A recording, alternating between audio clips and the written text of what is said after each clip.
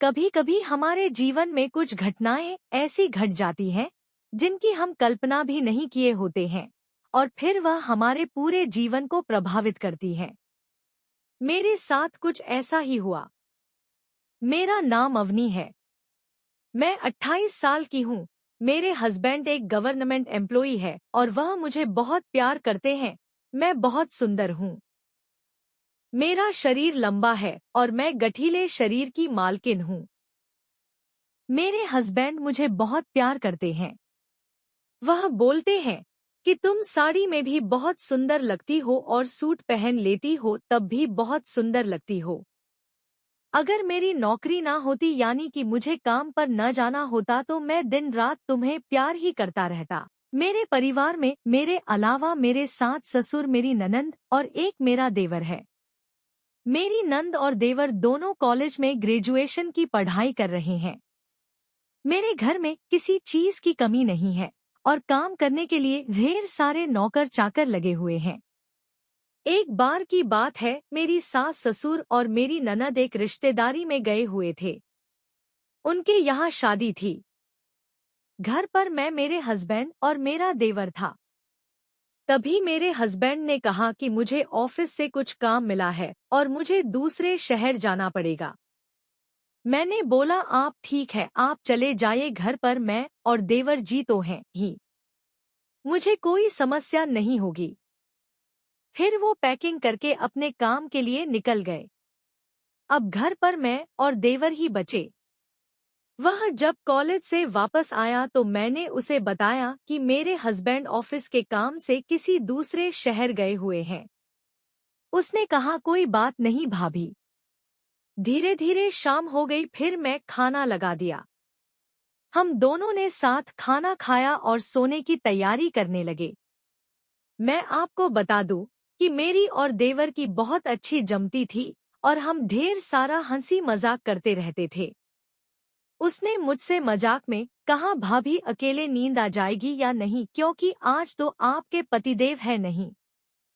मैंने कहा धत पगले, ऐसे कैसे नींद नहीं आएगी। फिर थोड़ी देर बातें करके हम लोग अपने अपने कमरे में सोने के लिए चले गए। उसके पहले मैं कभी अकेले नहीं सोई थी, इसलिए थी मुझे डर लगने लगा तो मैंने देवर के रूम का दरवाजा खटखटाया और उससे बोला देवर जी आप ही हमारे रूम में ही आ जाइए, क्योंकि मुझे अकेले सोने में डर लग रहा है। देवर जी ने कहा ठीक है भाभी, कोई बात नहीं, मैं आपके रूम में ही सो जाता हूँ।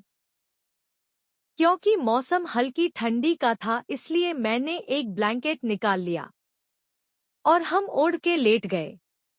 मुझे नींद आ ही रही थी कि थोड़ी देर बाद मुझे ऐसा महसूस हुआ कि देवर जी का पर मेरे पैरों को छू रहा है। मुझे लगा यह नींद की वजह से होगा, लेकिन मैं गलत थी। थोड़ी देर बाद मुझे ऐसा लगने लगा कि वह जानबूझकर अपने पैरों को मेरे पैरों से स्पर्श कर रहे हैं। अब मुझे अजीब लगने लगा। मैं बहुत कशमकश में थी कि मैं उसके पैर को हटा दूं या वह जो कर रहा है उसे करने दूं।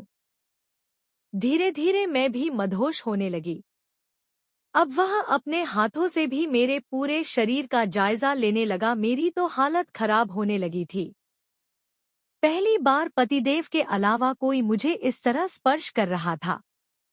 मेरे पूरे शरीर में चुलबुली सी मची थी। मैं सोच रही थी कि मेरा भोला भाला सा दिखने वाला देवर यह मेरे साथ क्या कर रहा है। अब वो पूरी स्पीड के साथ अपने हाथ से मेरे शरीर को स्पर्श कर रहा था और जायजा ले रहा था। जब मैं एकदम से कसमसाने लगी और पलटी तो उसने मुझसे कहा भाभी मुझे पता है आप जाग रही हो। मैंने उसकी आंखों में देखा और धीरे से मुस्कुरा दी। मैंने कहा देवर जी आप क्या कर रहे हो? आज मेरे पतिदेव नहीं है तो आप यह सब मेरे साथ क्यों कर रहे हो? आपको पता है ना इससे क्या होता है? उसने कहा भाभी मैं आपकी सुंदरता को देखकर आप पर मोहित हो गया हूँ और मैं खुद को कंट्रोल नहीं कर पा रहा हूँ। मैं आज जो कर रहा हूँ मुझे करने दीजिए ना। उसके इस तरह स्पर्श करने से मेरी भी हालत खराब हो रही थी और मैं पूरी तरह मदहोश हो गई थी। मेरा भी मन कर रहा था कि वह मुझे पकड़े और मेरी इच्छा को तृप्त कर दे।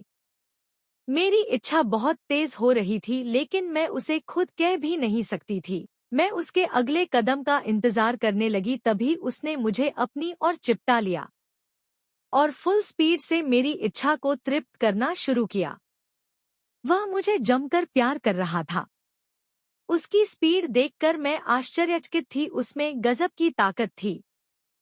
मैं पूरी तरह मदहोश थी। उस समय मुझे किसी की भी याद नहीं आ रही थी, सिर्फ उस समय देवर ही मुझे अच्छा लग रहा था। उसने पूरे रात कई तरीकों से मुझे तृप्त किया और मेरी इच्छा को शांत कर दिया। उसने मुझे कई तरीकों से अंजाम तक पहुंचाया, जो मेरे लिए नया अनुभव था। मेरे पतिदेव तो इस तरह कभी मुझे तृप्त ही नहीं कर पाते थे। अब मैं जब कभी भी उसे बात को याद करती हूँ, तो मेरे चेहरे पर अपने आप एक भीनी सी मुस्कुराहट आ जाती है और मैं खुश हो जाती हूँ।